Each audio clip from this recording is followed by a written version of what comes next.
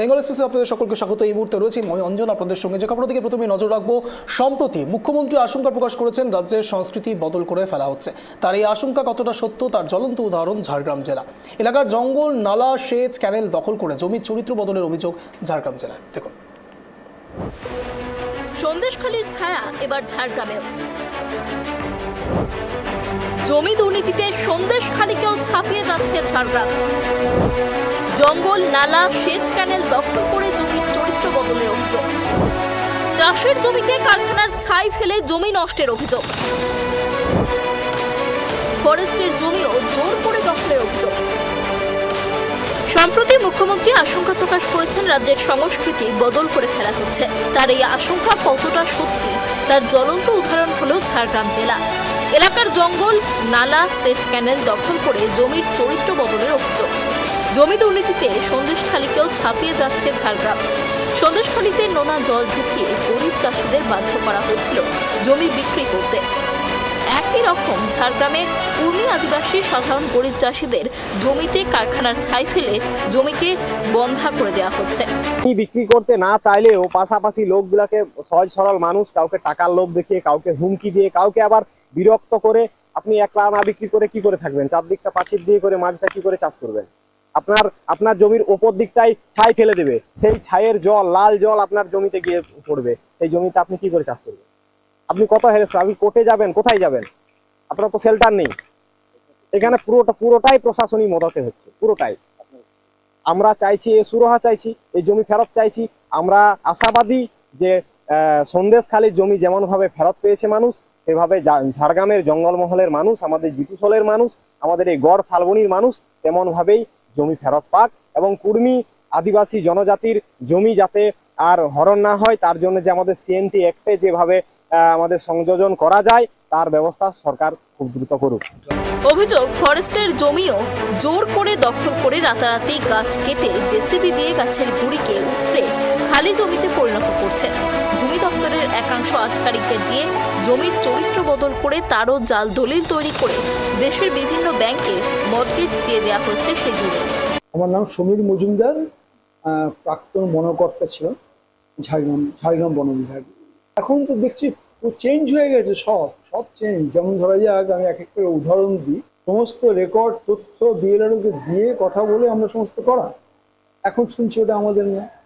মুশকিলটা হয়ে গেছে যে আমাদের বনের যে কোনটা আমাদের বনের জমি, কোনটা আমাদের বনের জমি নয়, তার সঠিক রেকর্ড কিন্তু আমাদের কাছে কোনো রেকর্ড নেই, ফরেস্ট ডিপার্টমেন্টের কাছে নেই। গড় শালবনি বা জিতুসোল এলাকায় যে ফরেস্টের ল্যান্ডগুলো ছিল, অধিকাংশ জায়গায় ফরেস্ট নেই, ফরেস্টকে শেষ করে দেওয়া হয়েছে। কিছু চক্র আছে যারা এই কাজগুলো করে বেড়াচ্ছে। আমি যখন এখানে পদে ছিলাম, আমি ওদের বিরুদ্ধে পুলিশেও দিয়েছিলাম। সে কোনো কিছু পুলিশে দেওয়ার পরে বন্ধ ছিল কাজ, তারা দেখিয়ে দিয়েছে না আমরা করিনি। তারপরে এগুলো ম্যান টু ম্যান ভ্যারি করে। এখন আমি আছি, কালকে আরেকজন আসবেন। এখন যারা প্রশাসক যারা আছেন তাদের সদিচ্ছাই ঠিক মতো আছে কিনা আমার খুব সন্দেহ আছে। বিশেষ করে ওই রশ্মি এর ক্ষেত্রে তাদের সদিচ্ছা সম্বন্ধে আমার সন্দিহান আমি। কি করে একদম ফরেস্ট ল্যান্ড, পুরোটাই ফরেস্ট ল্যান্ড একদম। আমি যতদূর এখানে চাকরি করেছি বহুদিন, এবং ওটা আমি বহুদিন পেট্রোলিং করেছি, রক্ষা করেছি আমরা যে ওইগুলো। এখন শুনছি এই লাস্ট 10-12 বছর শুনছি ওগুলো নাকি নাই। 2011 থেকেই শুরু হয়েছে এটা। এখন কি হয়েছে আমার সম্পূর্ণভাবে জানা নেই, তবে শুনছি নাকি ওখানে পুরোটা জমি হস্তান্তর হয়ে গেছে।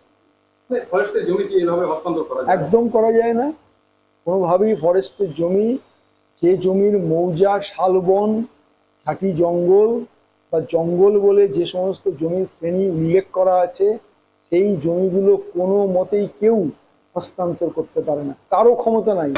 প্রকাশ্যে ইরিগেশনের ক্যানেল বুঝিয়ে তা দখল করে নেওয়া হচ্ছে, উদ্দেশ্য যাতে চাষের জমিতে জল না যায়। অভিযোগ, এরপরেও কোনো প্রতিকার হয়নি। তারপরেই ছলে বলে কৌশলে কিছু জমি দালালকে কাজে লাগিয়ে কম টাকায় সেই জমি হস্তান্তরের বাধ্য করা হচ্ছে। জমি হস্তান্তর হয়ে যাচ্ছে বেআইনি কারখানার মালিকের কাছে। অভিযোগ করলাম বলতে, আমাদের একটা জমি আমরা স্বাধীনতার পর থেকে চাষাবাদ করে আসছিলাম পরিবার। সেক্ষেত্রে দেখা গেল এখন হঠাৎ করে জমির মালিকানা ওয়ারিশ বেরিয়েছে এবং ভাবে সেটা ঠিক হয়েছে। কার বিরুদ্ধে অভিযোগ করবেন? বিক্রেতা এবং বলা সত্ত্বেও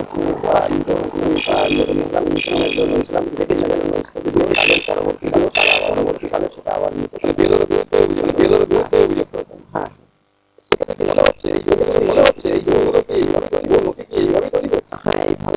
এইভাবে শুধু আমার বলে নয়, আমাদের এলাকার সম্পূর্ণ এরকম জমিগুলো সব এইভাবেই সব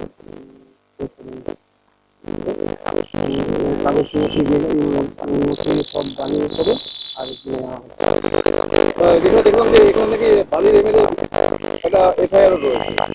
হ্যাঁ, বাড়ির যে ওখানকার যে ওয়ারিশ ছিলেন, ওয়ারিশ আছেন, সেই ওয়ারিশের এগেনস্টে পরে যখন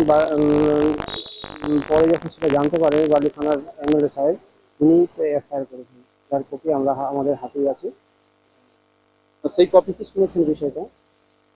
আমরা তো সেই ছোটবেলা থেকে দীর্ঘদিন ধরে দেখে আসছি, এলাকার মানুষই সেই জমির উপর চাষবাস করে জীবন জীবিকা নির্বাহ করে আসছেন। তো গত কয়েকদিন আগে দেখলাম ওই জমির উপর মাপজোক হচ্ছে। তো বিষয়টা নিয়ে একটু আগ্রহী হতে জানা গেল যে ওই জমির নাকি ভুয়ো মালিকানা তৈরি করে তার ওয়ারিশ দেখানো হয়েছে এবং জমির নির্বাচনও হয়েছে। দীর্ঘদিন ধরে অর্থাৎ 40-50 বছর ধরে যে সমস্ত এলাকার মানুষ চাষবাস করে জীবন জীবিকা নির্বাহ করে আসছে, হঠাৎ করে তারা অনিশ্চিত হয়ে পড়ছেন সেই জমির কি না তাদের আর জমির উপর মালিকানা নেই। হঠাৎ দেখা গেল অন্য কেউ মালিকানা হয়ে স্থানীয় প্রমোটার বলুন বা প্রশাসনের আধিকারিক বলুন, সবাই মোটামুটি এক প্রকার যুক্ত থেকে এই সমস্ত বিষয়গুলি ঘটাচ্ছে এবং স্থানীয় মানুষকে করে এক প্রকার অসাধু উপায় প্রমোটারিং চালাচ্ছে। আপনাদের এখানে তো আরো বেশ কিছু ঘটনা ঘটেছে, আপনাদেরও তো জমি দখল হয়েছে। হ্যাঁ, কোনটা বলবো বলুন তো, কি নেই? আপনি যেদিকে দেখবেন, ডান দিক বাম দিক যেদিকে দেখবেন আপনি জবরদখল হচ্ছে, যেদিকে দেখবেন। আমারই মানে পূর্বপুরুষের জমি এইরকম। আমি যখন বিএলআর কাছে তথ্য চাইতে যাচ্ছি, উনি বলছেন না, এটা 1 নম্বর খতিয়ানের তথ্য, আপনাকে দেওয়া যাবে। অথচ সেই আমার দাদুর আমার দাদুর জমি, আমার বাবারা দখল, বুঝতে পারছেন তো? সেই জমি এখন পাঁচিল দিয়ে ঘেরা হয়ে যাচ্ছে, সেই জমি আমরা দখলে পাচ্ছি। সন্দেশখালীতে সরকারের উদ্যোগে জমি ফেরত দেওয়া গেছে, কিন্তু ঝাড়গ্রামের জমি আদৌ ফেরত দেওয়া যাবে কিনা সেটাই এখন বড় প্রশ্ন। শুধু তাই নয়, ফের জঙ্গলমহলকে অশান্ত করে তোলার এক গভীর চক্রান্ত চলছে।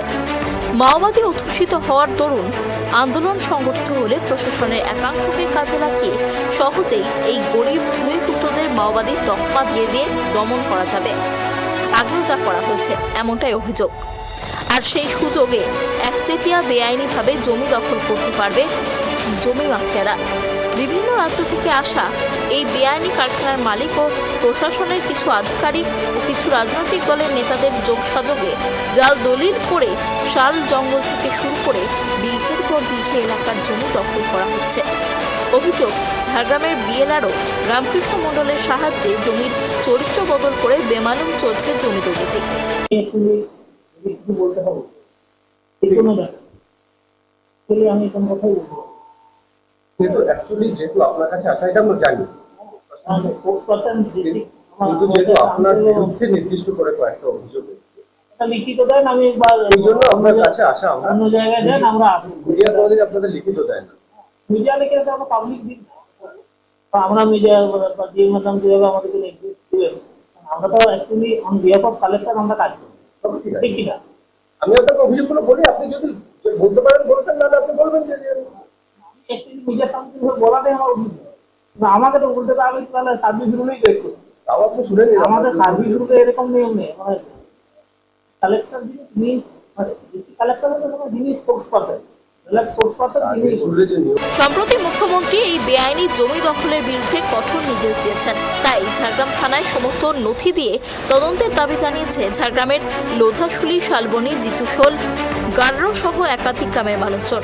তাদের অভিযোগ, এই বেআইনি কারখানার মালিক ও ভূমি দপ্তরের বিরুদ্ধে। ঝাড়গ্রাম থেকে সুমন পণ্ডিতের রিপোর্ট, ট্রাইব টিভি বাংলা।